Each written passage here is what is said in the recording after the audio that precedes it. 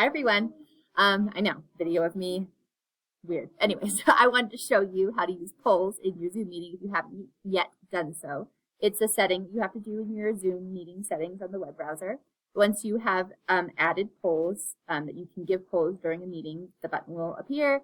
You can, yours, if you haven't created any, will have a create button in the middle. Mine, I have to push this button because I've already created one. It'll ask you to sign in.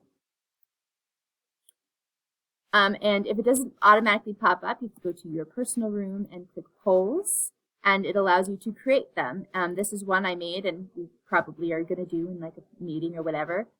So it's what kind of accountability tools do you already utilize? And I made all the answer choices. You can do multiple choice or single choice answers that it can give them those responses. So if we did this poll, you would all see it. You'd be able to check off which one you wanted to. I could launch it, and then you'd be able to check them all.